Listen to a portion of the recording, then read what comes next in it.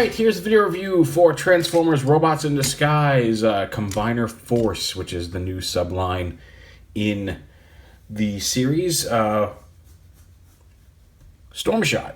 He is a jet. He does not actually combine in any way. That's just the subline, although there are some combiners that are coming. Mostly they seem to be like Energion type combinations where like one robot on top, one robot forms the legs. But we'll see how that turns out. And then there's some combiners that like a weapon will combine with a car, and there's a whole bunch of cool stuff coming. But this is just a standard old Warrior class STORMSHOT. A neat jet mode, an Autobot jet, which is a nice addition to the ranks. You can see his face there underneath. But not a bad looking jet. It's a little stumpy, especially with the turbines, arms as turbines.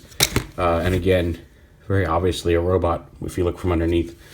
But it doesn't quite live up to some of the awesomeness of a figure like Bisk, to be honest. But a fun little jet, a neat looking jet, and an Autobot jet. So all things that we could use. Go ahead and take the guns off here to transform them. And the legs transform. They really like this Combiner Wars leg transformation. Untab the arms here from the legs first. Because you open up the legs, extend them, and then tab them back together. That's really starting to see a lot of use in official Transformers. They really like it. But it works, so it's hard to get too upset about it. Flip up the feet. The arms, you can see, are pretty much already there. This whole assembly, you lift up, and this comes up, and this whole assembly rotates on this piece, and then folds back up to form the wings, and then this folds up to form his backpack. And that's how the wings transform, which is actually kind of neat. Instead of just having the wings flip or something, to have it rotate around that piece. Nothing super, wow, so amazing, but a neat little transformation bit. Flip out his hands. If you can get him to flip out, come on. There we go. And there you're done.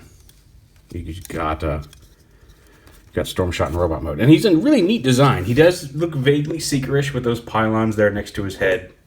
But a neat robot mode, possibly limited a little bit by the basicness of the toy itself. But I really like the design. I like the color layout. And nice to have an Autobot jet. I like his head sculpt as well, with a visor. His head's on a swivel. He's got ball joint shoulders, bicep swivel, hinge elbows, hinge wrists, no waist swivel, ball joint hips, thigh swivel, knee hinge, and a little bit of a hinge there at the toe itself for articulation. So basic, but again, I really do like his design. The guns themselves, you can have him hold it as like a snub pistol and a rifle. You can also plug this into the back to form a longer gun. And there's two holes here. If you want to, you could actually even kind of plug this in upside down and have it look more like an underslung kind of cannon if you wanted. You have him hold this. You can get his arms. They won't line up all the way because of limitations, but have him hold it from the side like it's a big gun. So you've got some configuration, some options when it comes to how you want to configure the guns. I'm just going to put them in rifle mode. Stick it in there like that. So yeah, a bit basic. Nothing earth-shattering about the transformation, but a nice jet addition to the Autobots, as well as just a fairly nice, like I said, the jet mode, for, at least in toy form, is a little chunky. Maybe it'll be more streamlined on the cartoon. I expect it will be. But really nice robot mode design, a little something different for the Autobots, so worth checking out if you're interested. Definitely looking forward to seeing if he shows up on the show and how his character is portrayed, because from a straight design standpoint, I like this new recruit.